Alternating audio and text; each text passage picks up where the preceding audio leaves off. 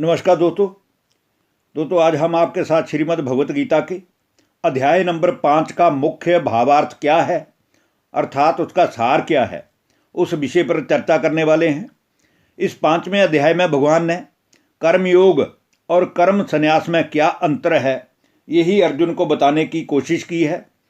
तो आइए श्रीमद् भगवत गीता के अध्याय नंबर 5 के बारे में मुख्य सार क्या है वो जानते हैं। इस अध्याय में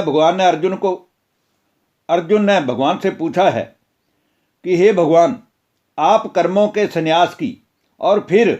कर्म योग की प्रशंसा करते हैं, इसलिए कर्म संन्यास और कर्म योग इन दोनों में से जो भी एक उत्तम मत है उसको मेरे से कहिए। भगवान कहते हैं कि हे अर्जुन, कर्म संन्यास और कर्म योग ये दोनों ही परम कल्याण के ही साधन हैं, परंतु उन दोनों में भी कर्म संन्यास से कर्म योग साधन करने में बड़ा ही सुगम है, बड़ा ही सरल है, इसलिए कर्म योग ही करना चाहिए। कर्म योग का मतलब है कि हम संसार में कर्म आए हैं तो कर्म तो हमें करना ही पड़ेगा, लेकिन कर्म करते हुए भी बुद्धि का योग, मन का योग, एक परमात्मा से जुड़ा रहे, परमात्मा की याद हर कर्म में समाई रहे, उसको ही कर्मयोग कहा जाता है। इसलिए हे अर्जुन, जो पुरुष संसार में रहते हुए ना तो किसी से बदले की भावना रखता है, ना ही किसी से द्वेष करता है और ना ही किसी को पाने की इच्छा ही करता है, वह मनुष्य सदा ही कर्मयोगी और सदा ही सन्यासी समझने योग्य है, ऐसा समझना चाहिए। जो पुरुष सब कर्मों को परमात्मा में अर्पण करके और आसक्ति को त्याग करके कर्म करता है, अर्थात कर्म तो करता है लेकिन उसके फल की इच्छा नहीं करता, क्योंकि वो जानता है जो कर्म मैं कर रहा हूँ उसका फल मुझे अवश्य मिलना ही है, वह पुरुष तो जैसे कि कमल जल में कमल के पत्ते की भांति पाप से कभी लिप्त नहीं होता। जैसे कमल का फूल है वो कीचड़ में खिला होता है तो भी उसको कीचड़ जो है छू नहीं पाता, बल्कि उसकी पत्तियां ही कीचड़ के नीचे रहती हैं। इसी प्रकार संसार में रहते हुए जो मनुष्य किसी से भी द्वेष भावना नहीं रखता है, वह भी जल में कमल के पत्ते की भांति पाप से कभी भी लिप्त नहीं होता है। कर्मयोगी कर्मों के फल का त्याग करके भगवान को पाने की इच्छा करते हैं और भगवान को पाने की इच्छा की चाहत में ही वो शांति भी प्राप्त करना चाहते हैं। परमेश्वर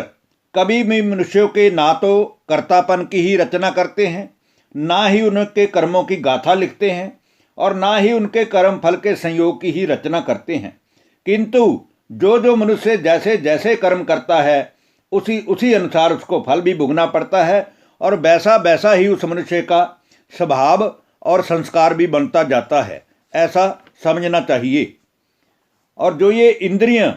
और विषयों के संयोग से उत्पन्न होने वाले सभी भोग हैं, यद्यपि संसार के विषय भोगना में रत रहने वाले पुरुषों को बड़े ही सुख रूप भासते हैं, तो भी हे अर्जुन, अंत में ये दुख के ही कारण हैं और आदि अंत वाले हैं और अनित्य हैं। इसलिए हे अर्जुन, बुद्धिमान और विवेकी पुरुष इन विकारों में कभी भी नहीं रमता है, अर्थात उसको इनमें आनंद नहीं आता है। जो साधक इस मनुष्य शरीर में शरीर का नाश होने से पहले पहले, अर्थात अपने मृत्यु से पहले पहले काम और क्रोध से उत्पन्न होने वाले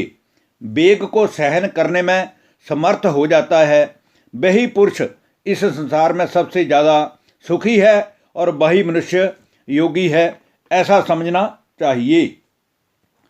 और हे अर्जुन,